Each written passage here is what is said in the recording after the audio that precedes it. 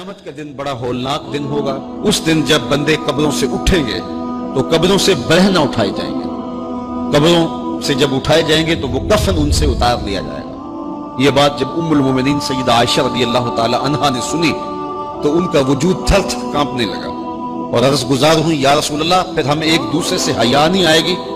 فرمایا عائشہ معاملہ اس سے بھی آگے ہے۔ مطلب کیا؟ اگر کسی کو ہوش رہا تو حیا آئے گی نا، ہوش اڑے ہوئے ہوں گے، ہول قیامت طاری ہوگا، بدن کانپ رہے ہوں گے، کلیجے لرز رہے ہوں گے، دل خوف سے پانی پانی ہو رہے ہوں گے، پتے پانی ہو جائیں گے۔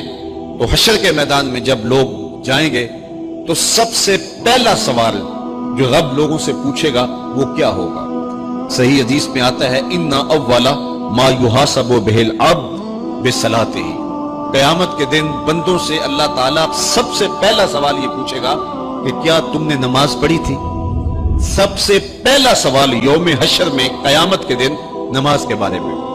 اور اللہ تعالیٰ جل شانہ قیامت کے دن لوگوں کو اپنے حضور سجدہ ریز ہونے کا حکم دے گا کہ آج مجھے سجدہ کرو۔ دنیا پر کوئی سجدہ کرتا ہے یا نہیں کرتا؟ قیامت کے دن تو چاہے گا کہ بھی سجدہ ریز ہو جاؤں، بلکہ کافر بھی چاہیں گے کہ ہم بھی سجدہ ریز ہو جائیں۔ جب اللہ کی طرف سے سجدے کا حکم ہوگا تو بتوں کو سجدہ کرنے والے بھی سوچیں گے کہ آج ہم رب کو سجدہ کریں کہ اس کے حکم کی تعمیل ہو جائے، لیکن سجدہ کرنا چاہیں گے تو بے نمازیوں کی کمر اکڑ جائے گی۔ وہ سجدہ کرنا چاہیں گے بھی لیکن سجدہ نہیں کر سکیں گے، اور پھر رب کے سامنے جو ذلت اٹھانا پڑے گی، جو رسوائی اٹھانا پڑے گی، اس کو لفظوں کا پیراہن نہیں دیا جا سکتا۔ اور پھر جو بے نمازی ہوں گے اللہ کے حضور سجدہ نہیں کر پائیں گے، اللہ تعالیٰ انہیں اس صف میں کھڑا کر دے گا جس صف میں فرعون کھڑا ہوگا، نمرود کھڑا ہوگا، حامان کھڑا ہوگا، قارون کھڑا ہوگا، ابی بن خلف کھڑا ہوگا۔ دشمنان خدا جس صف میں کھڑے ہوں گے بے نمازی کو اس صف میں کھڑا کر دیا جائے گا۔ میری لمبی تقریر نہیں، میں یہ آپ سے پوچھتا ہوں اور اپنے آپ سے پوچھتا ہوں، کیا ہم یہ گوارا کرتے ہیں کہ حشر کے دن ہمیں فرعون کے ساتھ کھڑا کر دیا جائے؟ کیا یہ ہم گوارا کرتے ہیں کہ حشر کے دن ہمیں نمرود کے ساتھ کھڑا کر دیا جائے؟ کیا یہ ہماری طبیعت اس کو برداشت کر سکے گی کہ رسول اللہ کے دشمنوں کے ساتھ ہمیں کھڑا کر دیا جائے؟ اور کیا میری مائیں اور بہنیں اور بیٹیاں یہ گوارا کر سکتی ہیں کہ رسول اللہ کی راہوں میں کانٹے بچھانے والی ام جمیل کے ساتھ انہیں کھڑا کر دیا جائے؟ یقیناً ہم کبھی نہیں چاہیں گے، ہم یہ رسوائی کبھی برداشت نہیں کر سکتے۔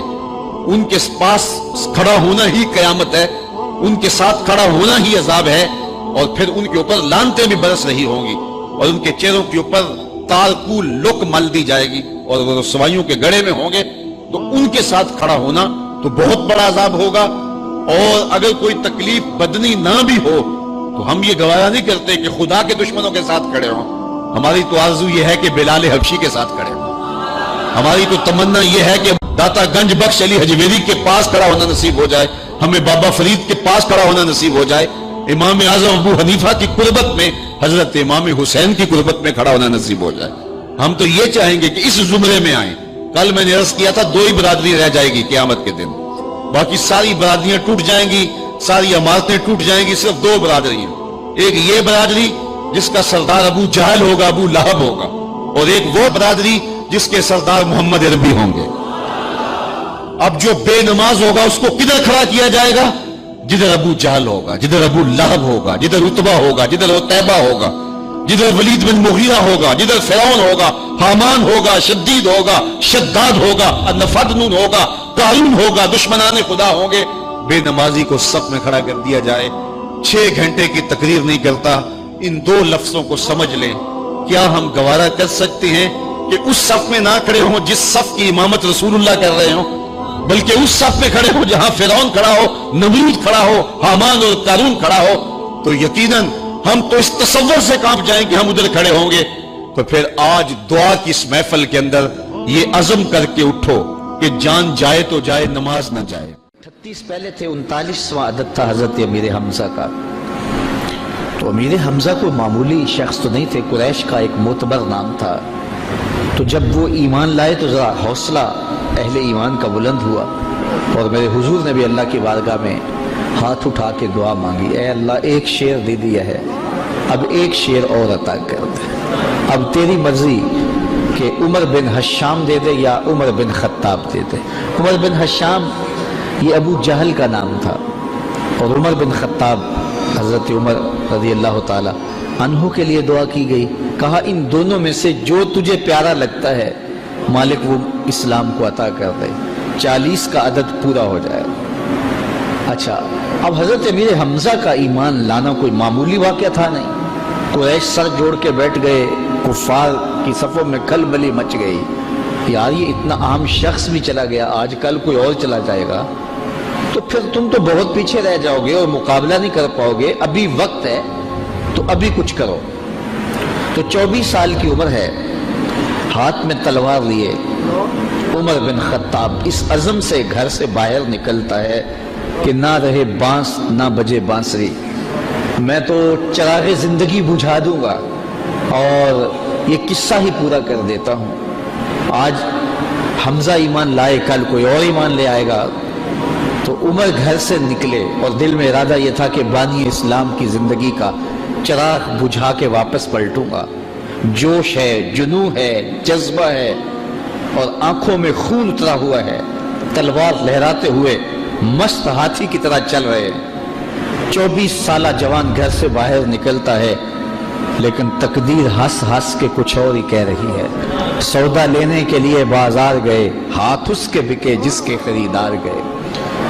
جب اس چال سے چلے تو راستے میں نعیم بن عبداللہ ملے، اور اس مستانی چال کو دیکھ کر کہا کہ کدھر کے ارادے ہیں؟ کہا وہ چراغ زندگی بجھانے جا رہا ہوں بانی اسلام کا، یہ روز روز کی کہانی ختم ہو جائے اور ہمارے لات منات حبل اور عزا کی آبرو پہ حملہ آور ہیں، اور ہر دن کوئی نیا شخص ان کے ساتھ آ کھڑا ہوتا ہے۔ آپ کو پتا ہوگا حمزہ بھی اب ایمان لے آئے ہیں، تو میں چاہتا ہوں کہ میں یہ قصہ ہی تمام کر دوں۔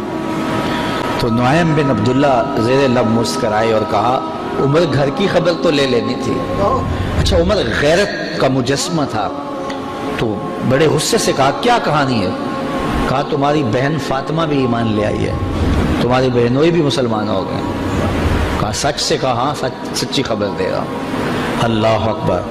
یہ رخ سیدھا اپنی بہن کے گھر کی طرف کر لیتے ہیں۔ جب دروازے پر پہنچا تو اندر سے قرآن پڑھنے کی آواز آ رہی تھی۔ معلم ان کو قرآن سکھانے کے لیے گھر بیٹھا ہوا تھا اور یہ قرآن سیکھ رہے تھے۔ زور زور سے دروازے پہ دستک دی۔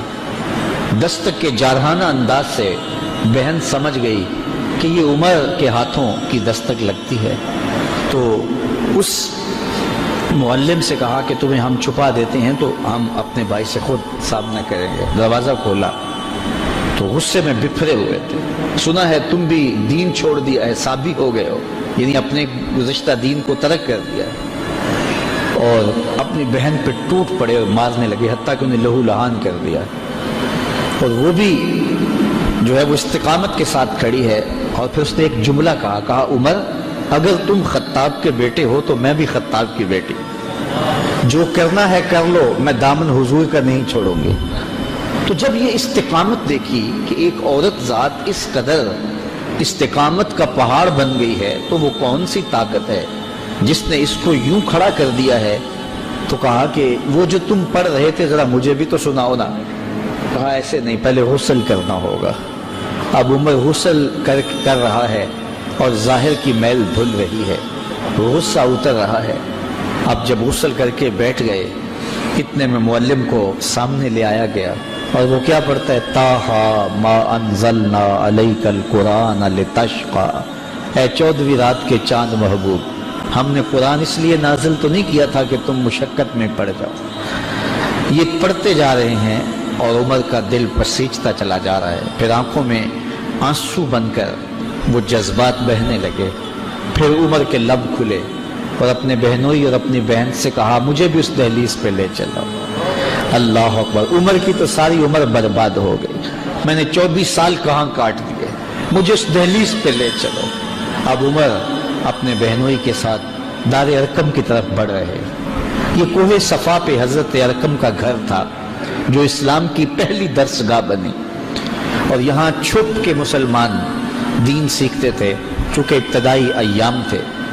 تو تو جب عمر کو آتے ہوئے دیکھا تو کسی نے دروازے کی درزوں سے دیکھا کہ عمر آ رہے ہیں، تو کہا کہ عمر آ رہے ہیں۔ عمر کی ہیبت تو تھی، تو امیر حمزہ کہا کہ اگر اچھے ارادے سے آئے ہیں تو استقبال کریں گے، خوش آمدید کہیں گے، لیکن اگر برے ارادے سے آئے ہیں تو ان کی تلوار سے ان کی گردن کاٹیں گے۔ اور جب دروازہ کھلا اور عمر اندر آئے تو آقا کریم علیہ الصلوۃ والسلام نے ان کے گلے کے اندر جو کپڑا تھا اس کو پکڑ کے ایسے جھٹکا لیا، اور ساتھ کا عمر وہ وقت نہیں آیا کہ تم اسلام قبول کر لو، اللہ اکبر، بس وہ جھٹکا دینے کی بات تھی، تو عرض کی حضور وہ وقت آ گیا ہے، اور عمر کے لبوں پہ کلمہ توحید جاری ہو گیا۔ تو ارقم رضی اللہ تعالیٰ عنہ کے گھر میں بیٹھے ہوئے ان صحابہ نے بلند آواز سے کہا اللہ اکبر، مکے کی وادیاں گونج اٹھی۔ اور پھر حضرت عمر ایمان لانے کے بعد پہلی بات جو حضور سے کرتے ہیں، کیا حضور ہم حق پہ نہیں ہیں؟ حضور نے فرمایا ہم حق پہ ہیں۔ کہا اللہ کا دین سچا نہیں ہے؟ فرمایا اللہ کا دین سچا ہے۔ آپ اللہ کے سچے رسول نہیں ہیں کیا؟ کہا میں اللہ کا سچا رسول ہوں۔ تو کہا پھر ہم چھپ چھپ کے عبادت کیوں کریں؟ اللہ اکبر۔ تو کہا شین حرم میں چلتے ہیں۔ اب مسلمانوں کی دو صفیں بنی، ایک صف کے آگے حضرت امیر حمزہ تھے اور ایک صف کے آگے حضرت عمر بن خطاب تھے، حضور درمیان میں تھے، اور یہ قافلہ 40 افراد پر مشتمل مسجد حرام میں پہنچا اور پہلی نماز کھل کے پڑھی گئی۔ حضرت عبداللہ ابن مسعود رضی اللہ تعالیٰ عنہ فرماتے ہیں عمر کا اسلام لانا اسلام کے لیے عزت تھا، اللہ اکبر۔ اور ادھر یہ صفیں چل رہی ہیں، دار ارقم سے، کوہ صفا سے حرم کے صحن کی طرف یہ لوگ اتر رہے ہیں، اور ادھر